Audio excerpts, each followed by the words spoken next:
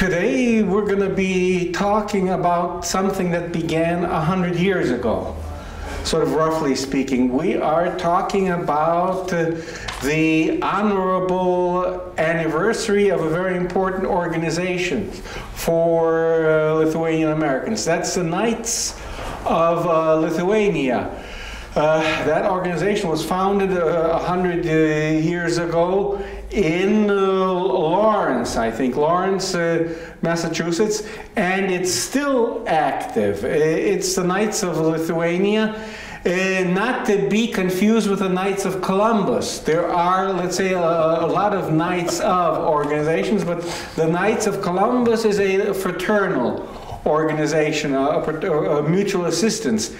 Whereas the Knights of Lithuania have a more limited or maybe a totally different aim, namely the preservation of Lithuanian culture, first of all, among the youth, Lithuanian descended youth who have arrived on the shores of America, and ultimately it became a family organization. It's a Roman Catholic organization uniting people who came to the United States for various reasons, usually in search of a better life, but who never forgot their Lithuanian identity, even though we'll maybe come to that topic. Even many of them now don't speak Lithuanian, but that just goes to show you that you can feel Lithuanian without actually speaking that language.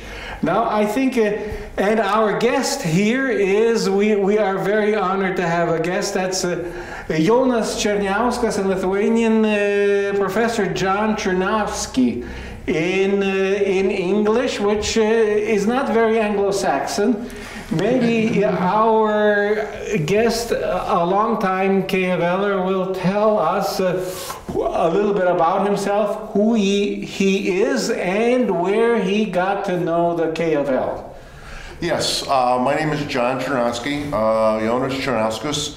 All my parents came from Lithuania, and I'm here teaching at Vytauto Didžiojo University.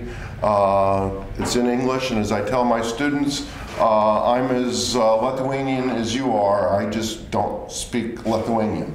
On my mother's side, her father was a Grigaliūnas.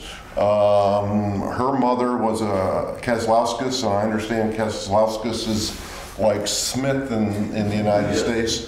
And my father's mother, and I'm going to mispronounce this, my surname pronunciation is horrible, Ketkauskas or something like that. My father's people came from the Elitist area, and my mother's people came sort of on the way to Elitist. Myself, I grew up in Ohio, Xenia, Ohio, near Dayton, Ohio, farmlands. My parents came from Wilkes-Barre-Scranton, Pittston, Pennsylvania, St. Casimir's Church to be exact. And I guess I originally knew about my Lithuanian identity. You sort of have to. My grandmothers spoke no English, zero. They only spoke in Lithuanian. And you know, the one word that sort of sticks in my mind is dashel. Is that like 10? And it's like, I don't know, that's apparently what my grandmother, you know, when the huckster would come by selling vegetables, she's out there dealing with the Lithuanian huckster, and it's like, that just like one of those words I remember saying, what does that mean? So interesting there. I am an attorney by trade. I joined the Navy. Went to Ohio State Law School, joined the Navy, stationed in Philadelphia, Pennsylvania, got out of the Navy and stayed in New Jersey. And if you're familiar with the ethnic makeup of New Jersey or the entire East Coast, there are a lot, there's Poles, there are Italians, you know, everybody they say something like half the population of New Jersey has at least somebody in the family, somehow they're Italian. Whether they're a quarter Italian, a tenth Italian, there's Italians all over. I married an Italian. So it's not unusual. One of the things that just, I guess, struck me, I remember as a child, I grew up in town of Xenia, about 35,000 people. There was one Catholic church, and that's just the way it was, one Catholic church. I remember coming to Pittston, Inkerman area, Sebastopol area, going as a child with my mother and her mother, my grandmother, to go to St. Casimir's Church, the Lithuanian church, going past numerous Catholic church, the Irish church, the Slovak church, the Italian church, the Polish church, just so my grandmother could hear, and this is before Vatican II, so she could hear the sermon and the gospel in Lithuanian.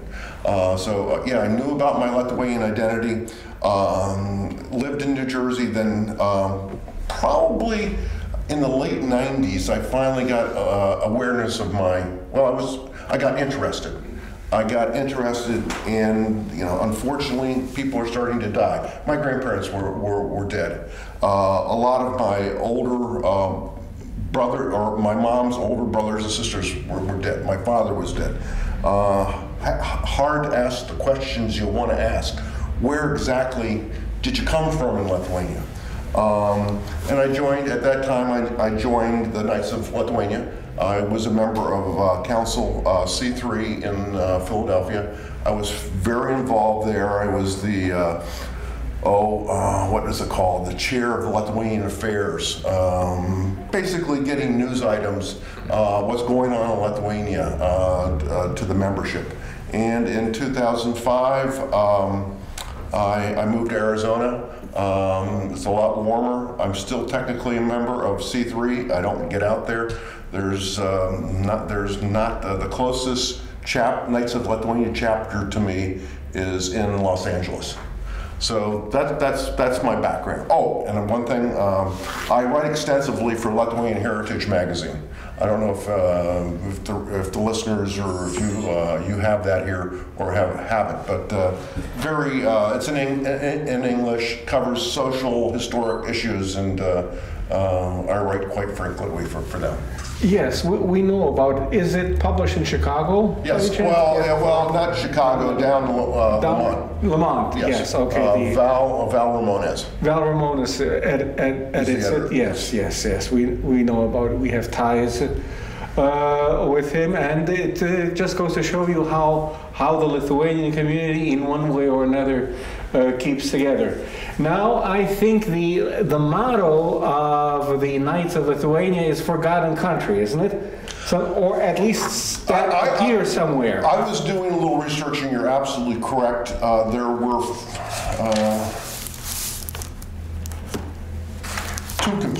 three components.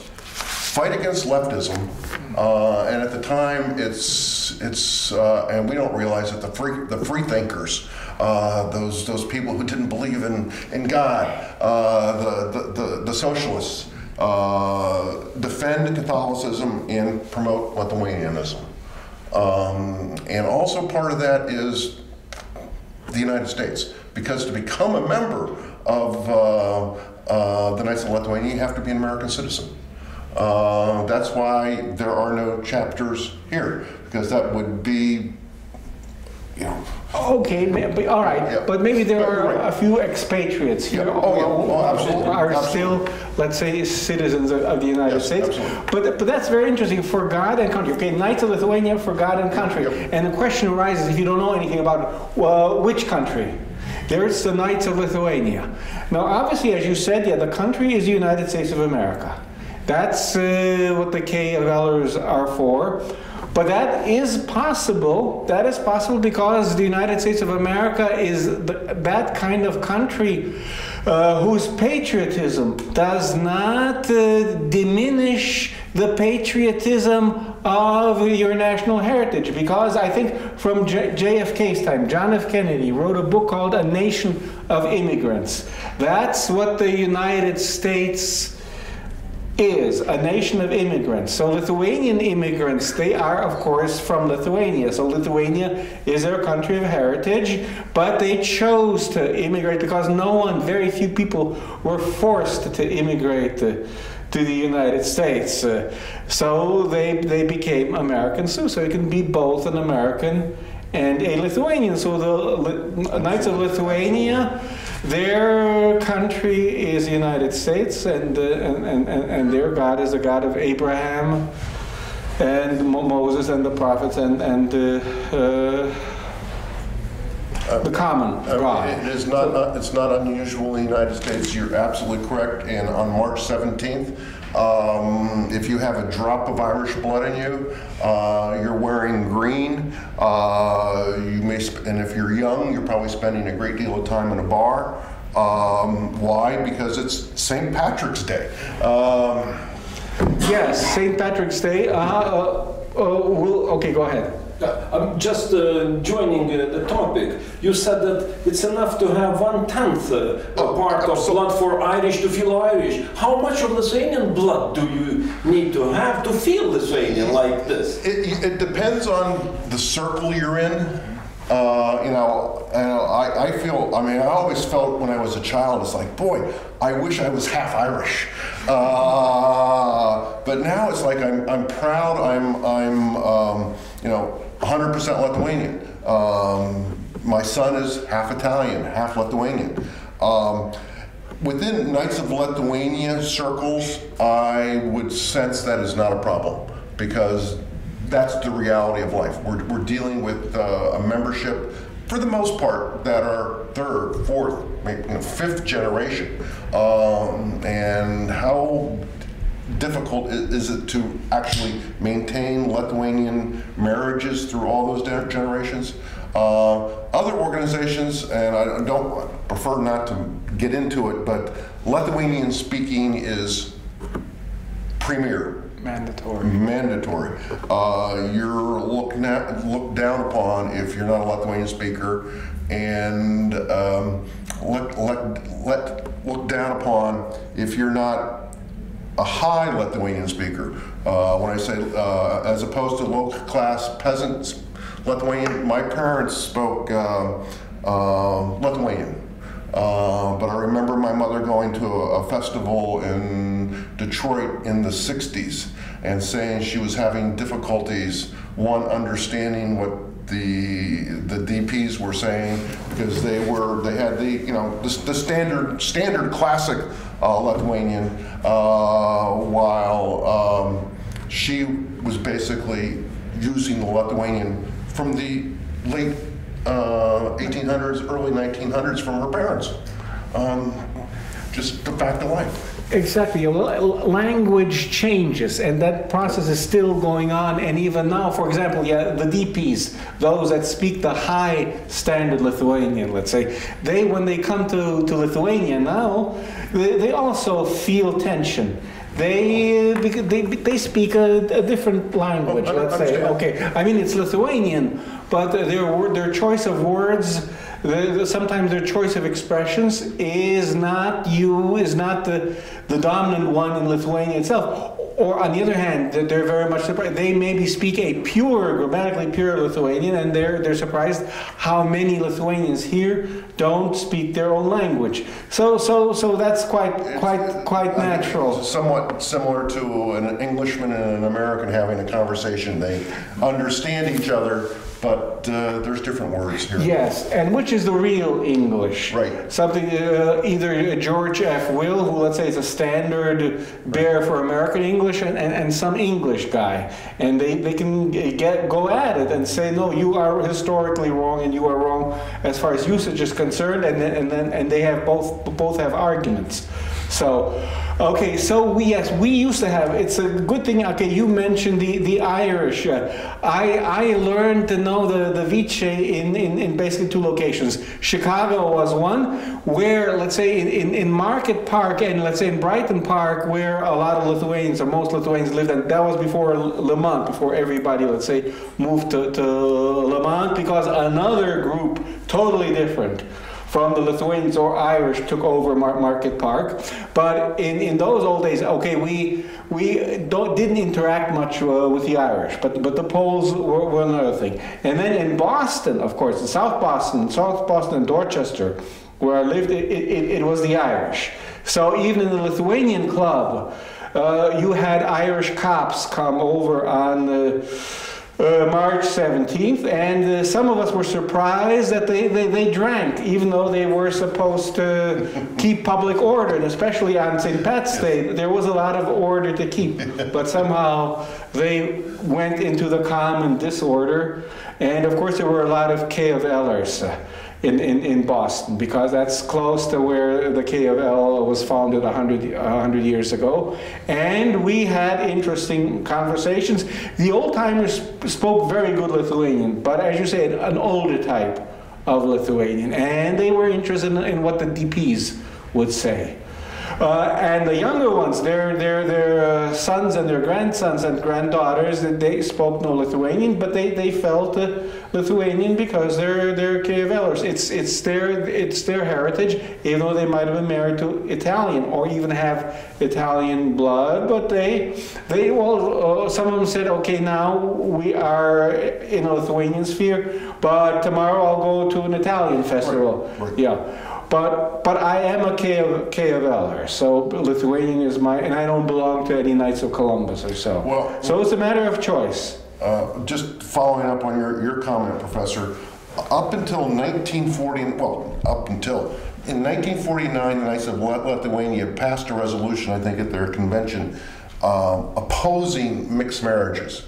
Now, mixed marriages 20 years ago meant Protestant and Catholic. Mixed marriages back then was a Pole marrying a Lithuanian. So it's sort of a recent, I don't want to say recent, it's happened over time. The founder of the Knights of Lithuania was Mykolas Norkūnas, maybe? Yes, Norkūnas. He was married to a Polish gal. And he was involved in Polish activities. He went to the Polish church.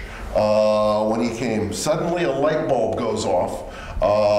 And again, at that time, there's a lot going on. The free thinkers. You had, Father Burba, and all those guys. It's like, hey, who are you? Because that's a fundamental question. Who are you? Studies, I don't want to say studies, but records indicate when you ask some of the recent Lithuanian immigrants, who are you?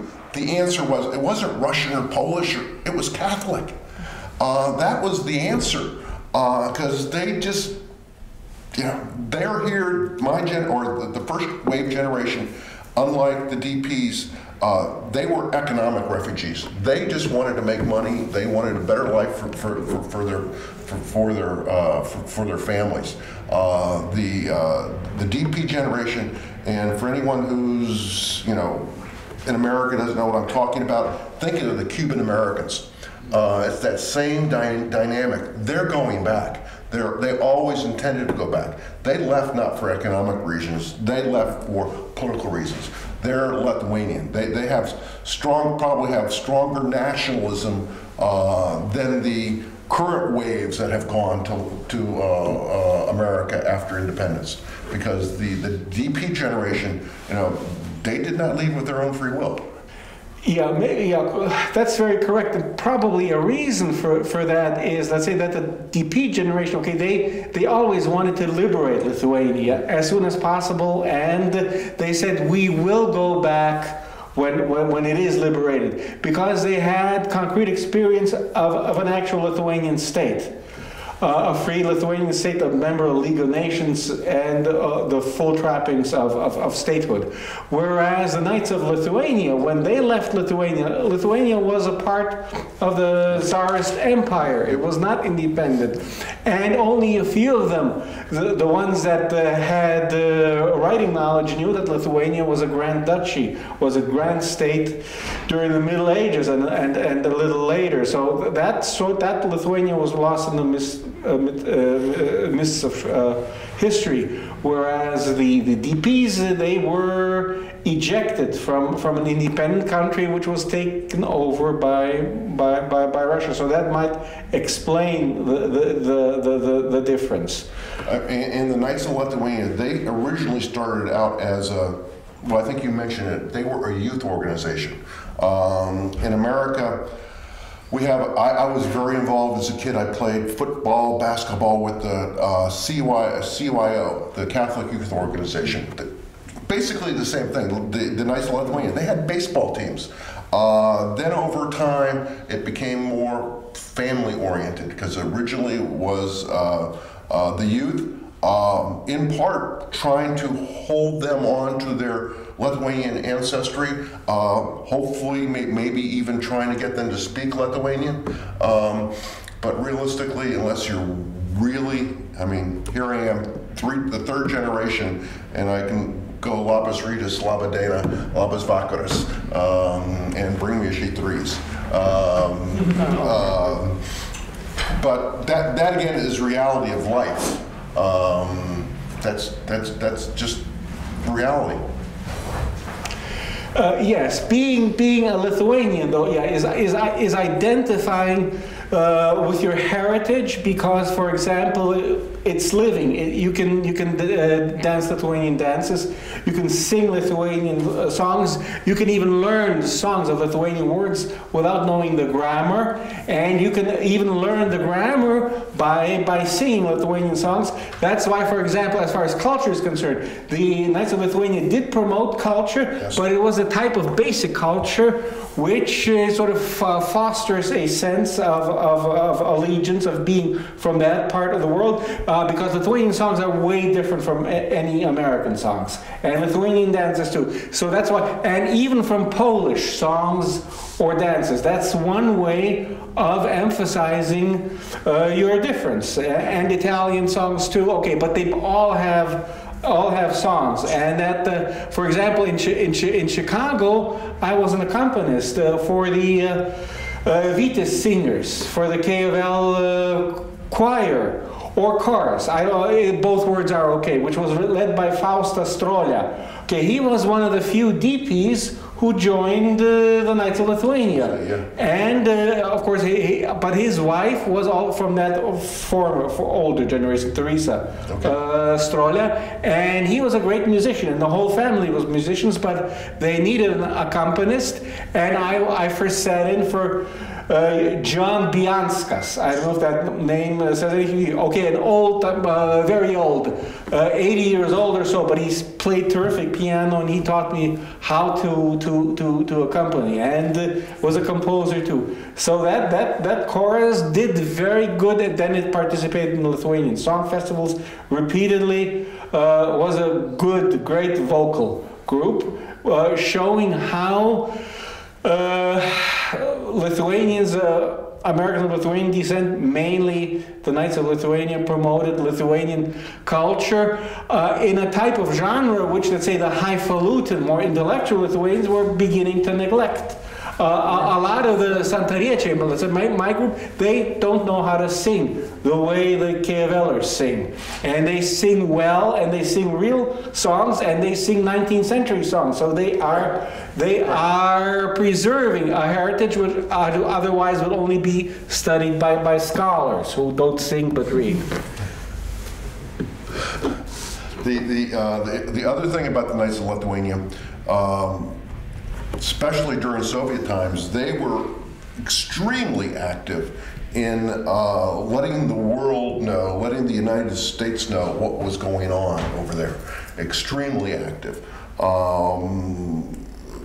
They would protest at the UN. They would go to the Soviet embassy and protest. They were there. Then after independence, you sort of like, well, what are we going to do now? Early on, they had an organization called Aid to Lithuania. It was a nonprofit organization where basically they were loading up cargo containers and just shipping them here. I think that charity ceased to exist a couple years ago because you don't. I mean, there's a need, but You guys are doing okay. It has changed, yes. But when you talk about the letter writing campaign, of course, yes, the Knights of Lithuania were citizens of the United States for a long time, and they knew, unlike some of the DPs, especially in the early period, that your representative or your senator has to serve you. Right. So if your cause is to change U.S. policy toward Lithuania, well, to keep the policy of non-recognition, don't change that, but put some teeth into it. For example, raise the issue of Lithuania's annexation to the Soviet Union in the United Nations. It was easy for the Knights of Ellers just to phone or write to their congressman or their senator and demand that he or she do it. And they taught the DPs that this is the way to make your voice felt. Lithuania is far away, you want to liberate it, you're living in the United States, that's the only way to do it. You're not going to hire a boat and put guns on it and attack the Lithuanian coast to liberate it. That was one suggestion from a crazy DP. Well, I was just going to say, there's probably people out there who would say... Yeah, there was a crazy DP, had exactly that idea. But I think a more saner voice was write letters to congressmen. And I think this was important because these letters did help the United States, each administration, whether Democratic or Republican, to keep to the non-recognition policy. And every February 16th to greet the Lithuanian nation and wish it well and say that the American people are with you. So that's what the Knights of Lithuania did, and did well, and in exemplary fashion. And that's the way Americans influence their government with respect to foreign policy regarding a foreign nation, which Lithuania was at that time. Well, it still is. But it wasn't even a nation. Right. So, and now what to do now? Of course, again, write your congressman and...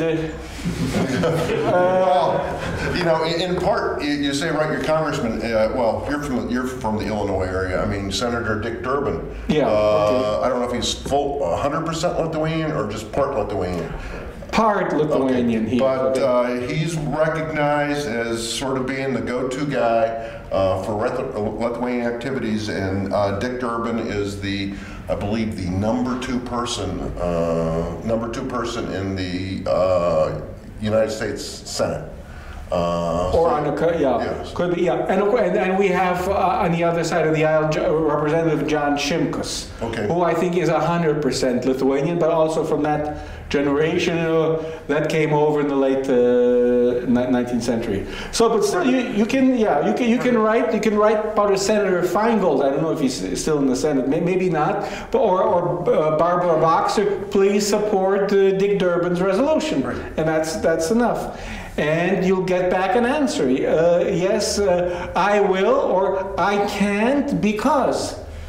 And that's a good example now, even for Lithuanians living here. Here, Lithuanians, I know, never write their congressman or their member of the Seimas. I don't know why. Maybe because it's totally ineffective, which is bad.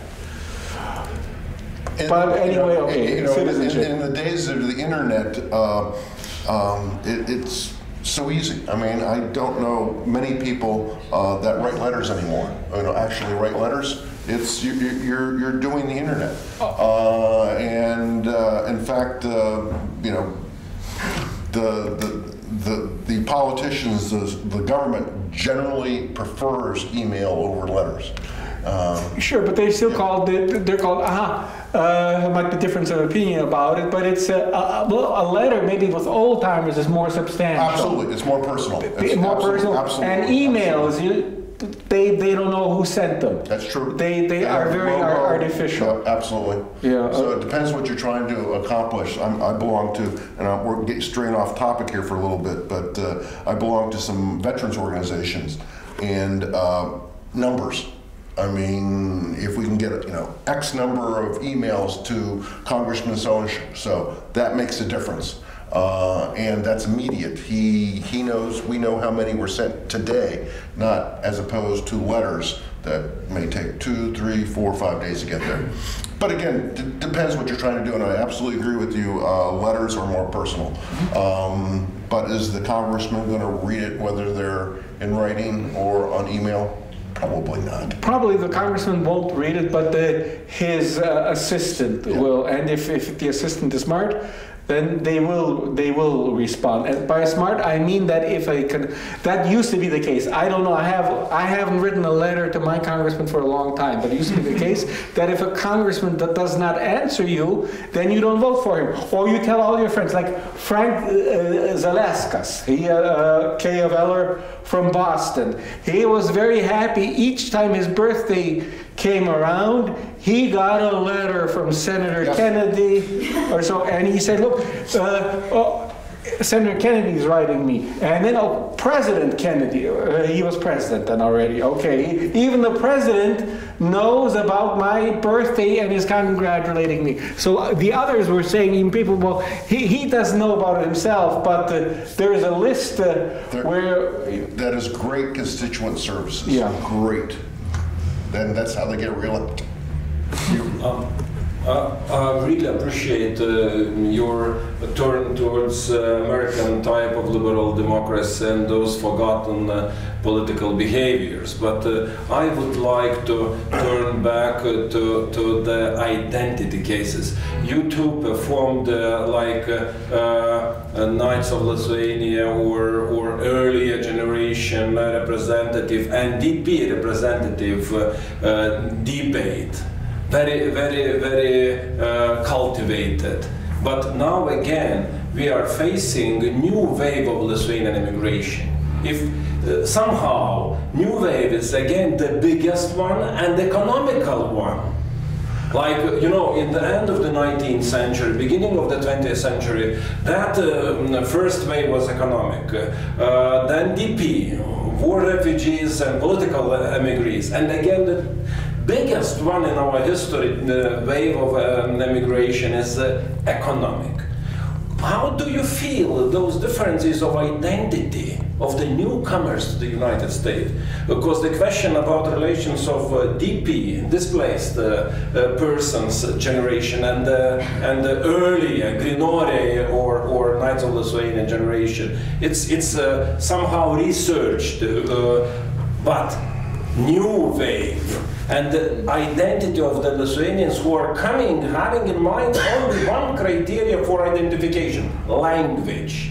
They still feel like Lithuanians are only those who speak Lithuanian language. And then they come to the United States. They face, they meet people like you, like thousands, tens of thousands of Lithuanians who are not speaking Lithuanian, but they feel Lithuanian, they remember. And you come here to Lithuania teaching each year, almost 10 years as far as I remember. Yes. And you meet new Lithuanian faces in the audience. How do you find those identifications? You know, I'm going to, start off by saying there is something in common between, I'll call it the first wave and the DP generation that's been there, that's starting to be lost. And as I said when we were talking last week, there's a saying in America to be Polish is to be Catholic. I think the same is true, was true, when we're talking about the first and second wave. To be Lithuanian was to be Catholic. You had the parish, you had the priest, you had the activities there. Now we are today, I can't say that for the people that are coming over there now. And it's just not Lithuanians, it's in America, it's in Europe. I mean, something like, what is it, 5% of the French people go to church? And that is like one of the most Catholic countries historically in the world. It's just, it's a sad commentary. Now, there are various reasons for that.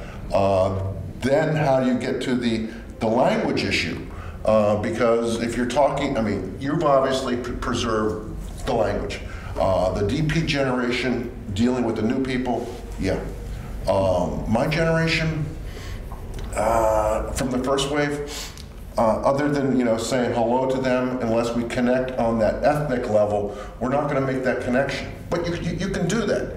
And I don't want to say competing organization, another organization, Lithuanian American community. They're all over. Almost as, I don't want to say they're bigger than Knights of Lithuania, but they're there. And there are people who belong to both. I belong to both. And they're very focused on language. But if I may say, yeah, but religion, what I noticed, for example, the newcomers now coming to Chicago, they do flock to church. They don't flock to church in Lithuania. They don't go to Mass in Lithuania. But now they come to the United States, they look for Lithuanian church. Maybe, yeah, it's because, okay, Lithuanian is spoken there, even the priest is spoken there. But even if the priest is not Lithuanian, then they're worried, okay, we got to get a Lithuanian priest. A priest from Lithuania to serve us. And you're repeating what happened 100 years ago. Right. Exactly the same thing happened. The Lithuanians joined together in Lithuanian parishes. Some bishops actually focus on getting Lithuanian, priests from Lithuania. They're there. That's where they, found out about, they preserve their traditions. They preserve this. They preserve that. Yes, there were, a lot of fights going on between the parishioners and the pastors, but so be it. Well, maybe wait, I'll come to you. But also, the biggest fights were between the parishioners, between the Polish parishioners, absolutely, and the Lithuanian parishioners, because sometimes there was a church whose ownership, let's say, or identity wasn't settled yet. Was it a Polish church, or was it had a Polish Mass, and then it had a Lithuanian Mass?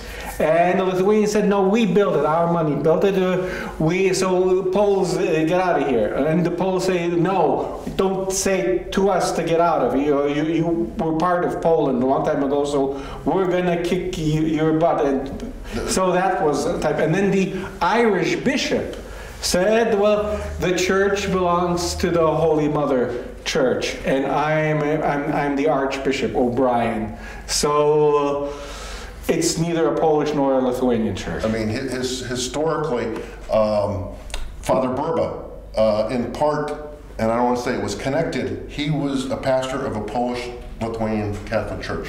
One Sunday, he decides to preach the sermon in Lithuanian. He was locked out of his rectory by some upset Polish parishioners, and then he sort of moves on to the neighboring community, starts a Lithuanian Catholic church. The other thing, which we sort of take for granted in America, but back in those days, and this is in part the reason why we have the Polish National Church and the Lithuanian National Church, the whole idea of who owns the property. In America today, it's pretty firm that the church, whoever built it, if it's a Catholic church, it belongs to what they call legally the bishop as the corporate soul, not soul, but S-O-L-E in a legal sense, that whoever is the bishop of this diocese is in charge here. That was not the case back in the early 1900s. It was not settled, and as you said, if the Italians built it, it belonged to the Italian Catholics. And if the bishop comes in and says, "I want to turn this into a German church," no, you're not. This is our church. And I think it's interesting, John, that actually for a long time Lithuanians didn't have a bishop of their own. The Italians did. But the Irish bishop, the Irish had most bishops, so therefore the Irish sort of felt superior. Then the Italians had a few. The Poles even had a few bishops, and I think there was a bishop, let's say, in Chicago. But the Lithuanians had one in Oklahoma, I think, Salatka. He came out of Michigan, I believe. He became okay, yeah. All right. I mean, but that's where he was assigned. I mean, he came out of Michigan. I don't want to say he came from a real ethnic background, but certainly there's no doubt he was Lithuanian. And you would thought, hey, what a great fine for being an auxiliary bishop in Chicago or Boston, or making him the bishop of Scranton, Oklahoma. You probably can get all the Lithuanians together in a one big room and have a party. Fact of life. Yeah, you're absolutely. So yeah, the Lithuanians had no pull in the Catholic hierarchy. And there was a drive early on, and this is getting off subject a little bit, but back in the mid-1800s, late 1800s, the drive to make the immigrants, whether you're Italian, Poles, you were going to the territorial church, which was English-speaking. That was nothing but another name for the Irish church. Because back then, 75%, 60% of Catholics were Irish, but the rest, they were Germans. There were a lot of German Catholics in the United States. There were German bishops, and they viewed what the Irish bishops were doing as nothing more than an attempt to make their churches Irish under the name of English-speaking. And much dissent. And again, that's part of the history of the Polish National Church and the Lithuanian National Church, fighting that, everything has to be in English. And at some point in time, in America, we're having that now, with Spanish. Are we in an English-speaking country? And it's happening again 100 years ago. Or happening 100 years later, those same issues. Again, is a language. Okay, you can be Irish and not speak Gaelish, just English. Right. Okay, so you can be Lithuanian and not speak Lithuanian. Same thing with just Italian. English. Yeah. Okay, that's why the United Lithuania makes sense. Yes. Even but only in America. In Britain, it wouldn't work. That's why. Probably, and in Germany, much less so. That's why this ability of the new immigrants to sort of become part of the dominant nationality without losing your identity is peculiar to American democracy. And general feature... Add Southern American identity. If you would pick, for example, Brazilian Lithuanians, like Father Antanas Saulaitis would count on 300,000 of those Lithuanians who do not speak Lithuanian, but they are Lithuanian. And sometimes they feel Lithuanian. They speak Portuguese, Brazilian Portuguese. Maybe it's Southern American identity which is forgotten. Here in Lithuania we lost a memory of that fact, about hundreds of thousands of Lithuanians living around, but with no Lithuanian language. And in my understanding, it's a big loss. We are losing. Entropy of Lithuanian people is so exaggerated in this respect. But we need to remember those Lithuanians who are not speaking Lithuanian, and they are us. We need to develop that understanding. Well, part of this, the Lithuanian psyche. You're not the most friendly people in the world. I was going to church on Sunday. I went to 8 o'clock Mass down at the cathedral. I walk into Old Town, and out of one of the buildings comes a nun. And I thought, of all people in the world, I go, Labas Rytas to her. I smile at her and go, Labas Rytas, and she's like, yeah, it's like, okay, a nun. I thought she would be delighted and say, Labas Rytas, Sudevo, or no. But, just Sudevo means goodbye. So you should be glad she didn't say that. Okay. Or with God. Romus wants to raise a point. Romus Brichkos. A few comments going backwards. As far as Lithuanians and the Catholic religious structure,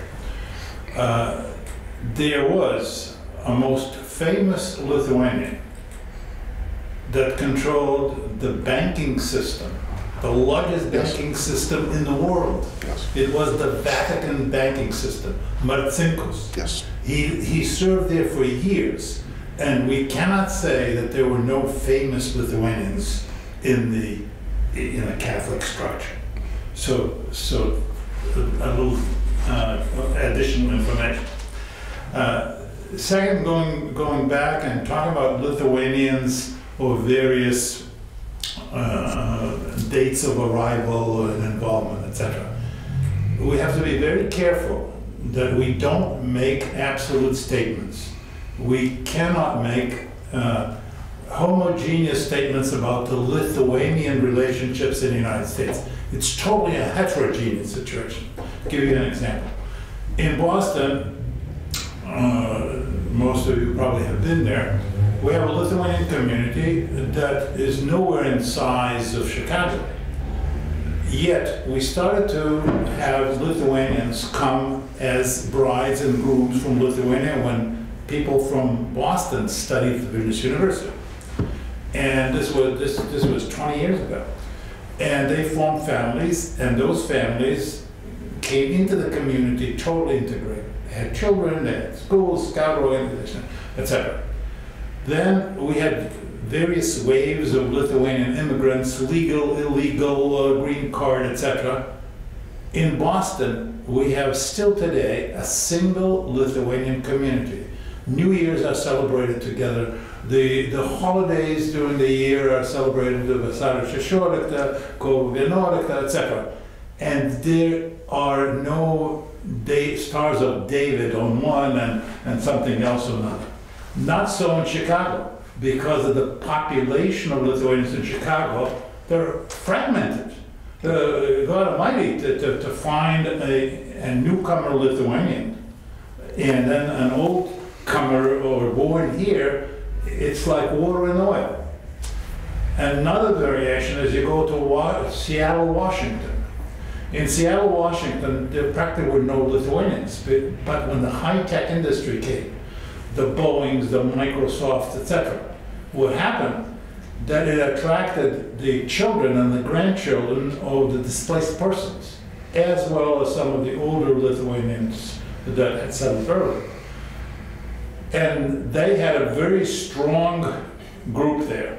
Now, in Seattle, Washington, there are also Lithuanians on H visas that have been invited to work from Lithuania, Latvia, Estonia, etc., 2 to 4 year jobs for specific accomplishments. And all of those, because they are working together with the other Lithuanians that were there before, it's a unison, homogeneous kind of a thing. So here I give you a Boston, a homogeneous, a Seattle for different purpose, a homogeneous, and you cannot talk as, as in Chicago is an example how Lithuanians live together. Don't comment yet. In terms of writing, internet, it is absolutely not the most effective way to get to Seimas, to the president, or the prime minister, or ministers through email. It's not very effective in the United States, especially if you try to contact by email a senator. A senator can be from Rhode Island that represents 1.5 million people, can be from California that represents tens of millions of people. And there's only 2 senators. So they don't really respond that much. They give you statistics, they send you birthday greetings, etc., but they personally don't get involved. In the Congress, where each congressman represents about 700,000, that's a big difference from 30 million. And they tend to be more cooperative in terms of communications. But even there, if you want to contact senators in the US, congressmen in the US, or those people I mentioned here, you don't write emails. If you want to, because you might be picked up in the statistics. What you want to do, you want to write on very fancy stationery with very carefully addressed envelope with personal on it, very nice stamps, okay? And then when that person opens that letter, you will also get a response by phone, even from the top-notch politicians here. So that's internet response. And in terms of what the Knights of Lithuania can do as a next thing, because Lithuania is independent, it's the natural next step. This is the #1 investment in high-tech manufacturing global market potential anywhere on Earth. We shut down our operations in the United States and it would transfer the capital into Lithuania.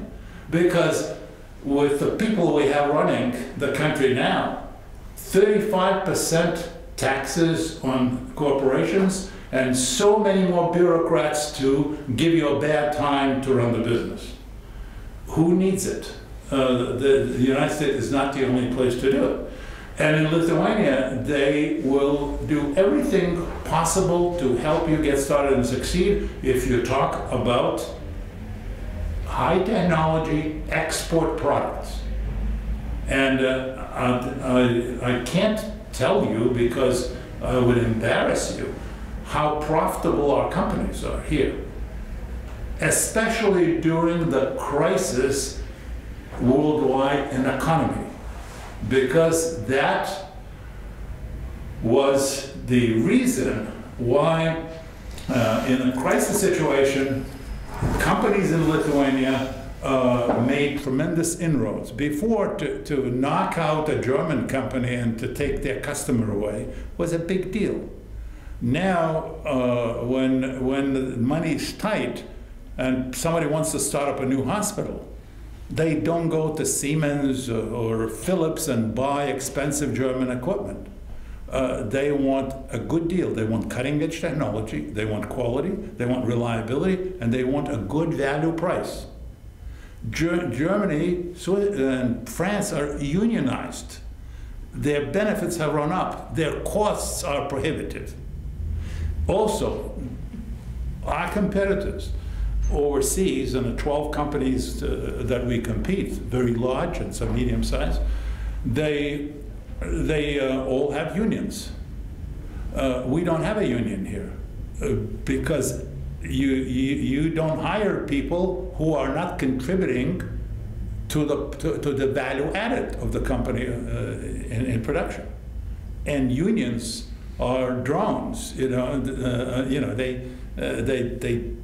don't produce. They don't add any value to the company.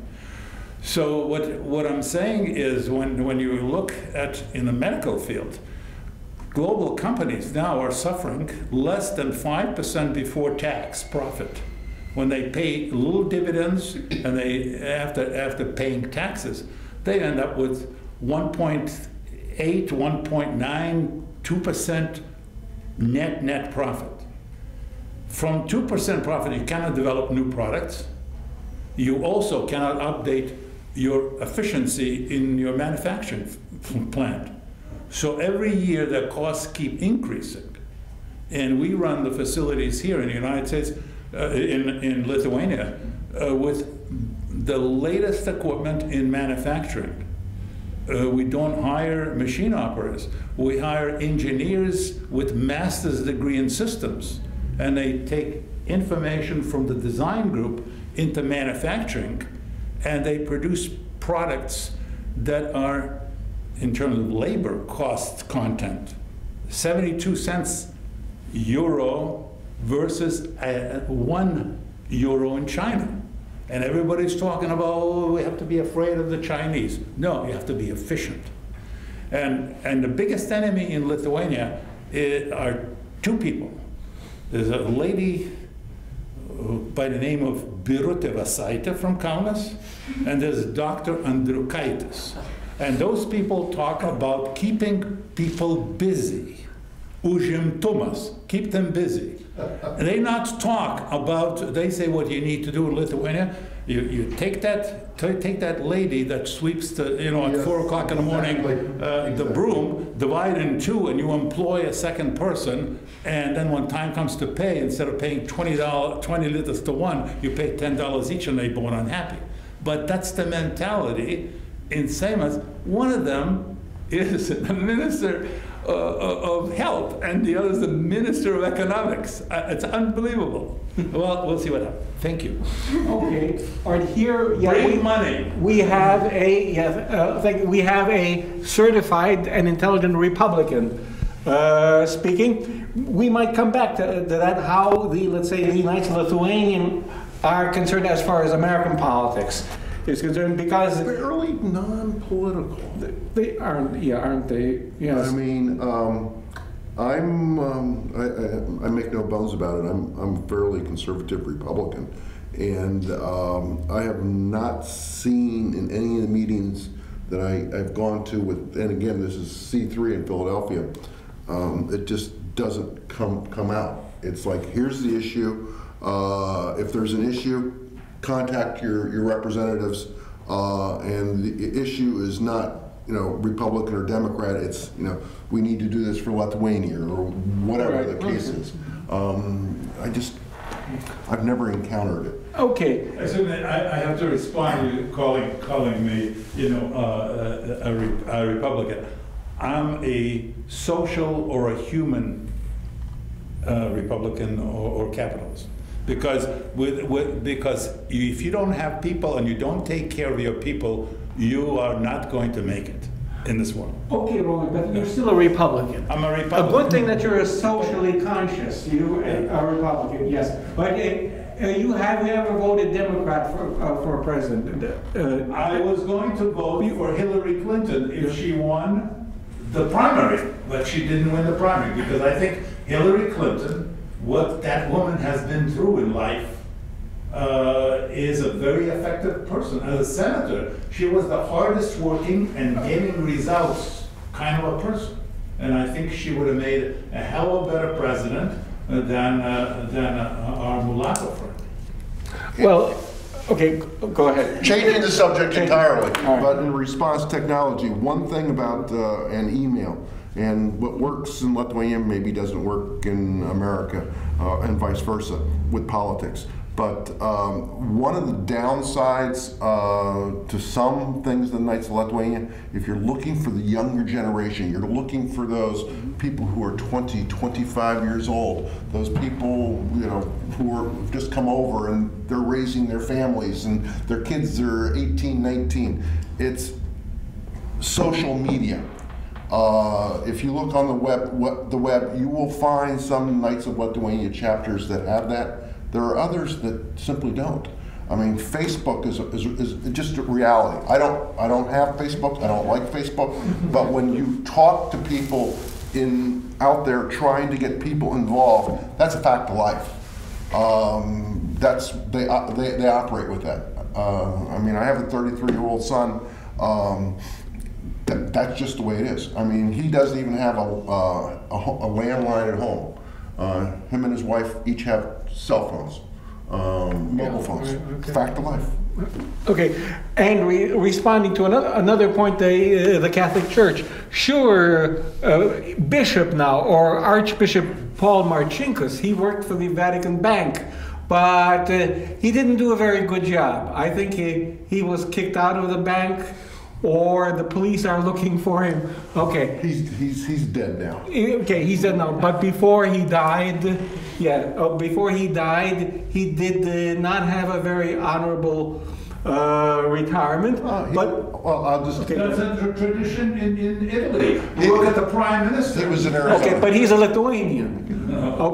Okay, he's a Lithuanian of the Italian type. Okay. No, he wasn't that bad. No, not that bad. No judgment. So let's be fair. Right. I met him once at a Lithuanian mass up in the Phoenix area, and that's where he retired to. He actually lived in the Phoenix area for 10 years, whatever it was, until he died. I think he's been dead about 4 or 5 years now. 5 years. Okay. Yeah, you are right. For health reasons, because he needed dry hair. Well, that's why I'm there. Yeah, he's in the Lithuanian Encyclopedia too, as one of the few Lithuanian dignitaries high up in the Catholic Church. But we were talking about the time, let's say, when the Knights of Lithuania started, and let's say in the 20s and 30s, when Lithuania had virtually no no pull in the Vatican. That's why even the Concordat, the official treaty between the Vatican and the Lithuanian government, was delayed because the Lithuanian hierarchy could not outvote or outpower the Polish hierarchy. So that in that sense, the Lithuanian Church has had no pull until John Paul II, who happily is partly of Lithuanian heritage, or very close to it. And of course, I think he was the one who appointed Bishop Marcinkus, or was Marcinkus already appointed previously? Before that. Okay, but he happily took him on. So here is the Lithuanian connection, very colorful, I would say.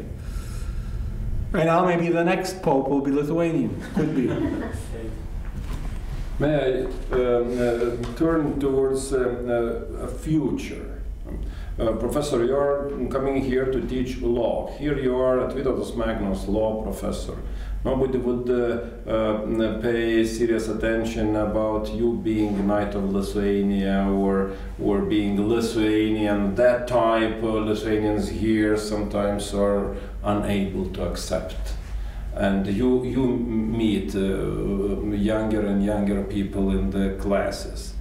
Now, Vytautas Magnus University itself shows some attitude, shows some efforts to become the university of world Lithuanian community. And watching that global process, feeling somehow the champion of European Union in emigration. 17% of Lithuanians left the country. Yep. And diaspora became 17% bigger than earlier. What could we do for the future, living here, teaching here, researching here, meeting people? Could we attract a bit of the world Lithuanian, English-speaking, Portuguese, Spanish-speaking Lithuanians to come, to create some new global network? I don't know if it's happening already, but one thing that has certainly struck me over my years coming here, especially this time, there is a lot of English being spoken in the streets. I'm not talking the shops, I'm just talking people walking up and down the streets. And it's the young people. I mean, you don't see people 60 years old talking English unless they're really Americans. But you could, you'll look and it's like, this guy's not, he's not an American. I mean, you can just listen to their conversation. Halting, I don't say halting, maybe they're Dutch, maybe they're Spanish, whatever, but you can hear a lot of English going on here. So that's big. I mean, selling this, I can get by here quite all right. And that's a big selling point. Come. I mean, that's there. I mean, and one thing. I mean, I went to the festivities, the memorial service or the celebration or whatever the right word is for what happened yesterday for the restoration. I was amazed at the number of young people there. I was surprised. I really was surprised about that because I expected to see a bunch of old people like me. And why they were there, I don't know, but they were there. Because that obviously means something to them because they have no memory of what happened on March 11th, 20 years ago. They have no memory whatsoever because they were 2, 3, 4 years old. They don't know. So something's happening here. Something's happening here, and reaching out to the various Lithuanian organizations, reaching out to the Knights of Lithuania. I mean, I know they've had people, 20-year-old people come over for summer school programs, but you have a connection now with the president of the organization. Use that. Use that to say, hey, come on over. And make a big deal about it because Regina is a good person, and this is really your opportunity. And I don't. Did she write to you guys in Lithuanian or did she write to you in English? She wrote to me in Lithuanian. Yeah. So she's she's unusual because I think, I don't want to say this for 100%, I think she is the daughter of people, of the DPs, which is really unusual for, and Regina's the president. She's the president right now. She is just a wonderful person, and use that resource to get people here. I think she is Švoba is her name. Yeah, I think her father was a Lithuanian military guy. Okay. Lithuanian general or lieutenant. So, okay. Well, as time goes by, your origins, as far as generations are concerned, are no longer that important, because. And even the sons, the children, grandchildren of DPs, they don't speak Lithuanian very well or even at all. So they're in the same boat as you are, as other kids of the not Lithuanian generation. So, and I'm joined by a common faith in Lithuania and a conviction that it's worth it, because we as Lithuanians have something to contribute politically through our experience of the occupations and of a lot of occupiers, the Russians, the Nazi Germans, and even friends that turned out to be partly unfriendly, like the Poles, and now friends again. But that conflict is still going on, so it's all part of the Lithuanian heritage. And in the States, well. The fights with the Irish, whom I think the Lithuanians used to call Cossacks. An Irishman is a Cossack. On historical association, because they're mean and they. The other thing I want to not raise when I'm thinking about it, one of the greatest selling points right now that you could do is get a deal, tell everybody to watch the DVD, The Other Dream Team. Have you guys seen that, The Other Dream Team? That is, if you have 1/10 Lithuanian in you, that makes you feel so great. Really, I mean, and the professor can tell you about it. It is heartwarming. Even if you know nothing about basketball, that is something that should be taught in any ethnic class whatsoever. That's going to, it's like, wow. And it goes through the stuff that was going on during the Soviet times and what Sabonis had to go through and how he got started. And it's like, wow, yeah.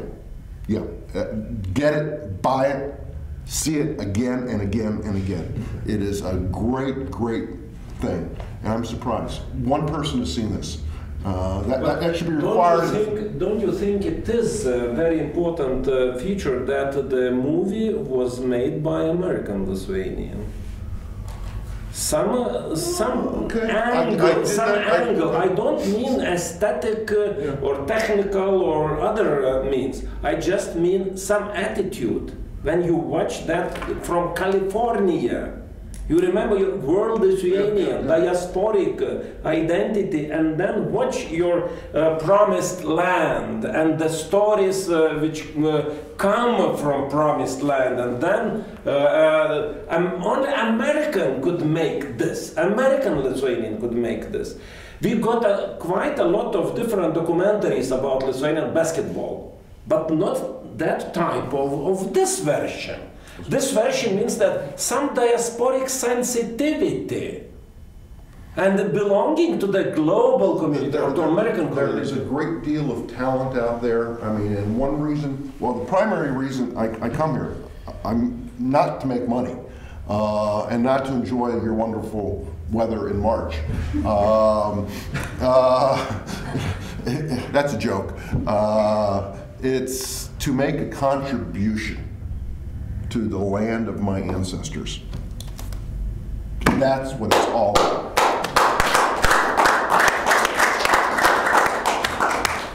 Thank you. With these words, I think we can close this session, this seminar.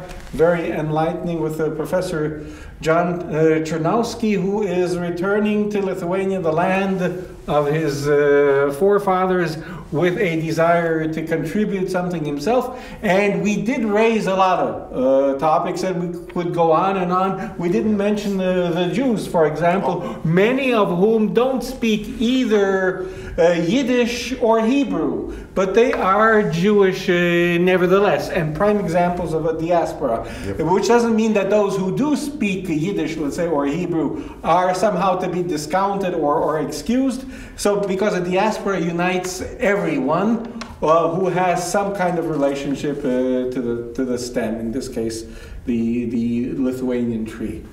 Thank you, John. Thank you.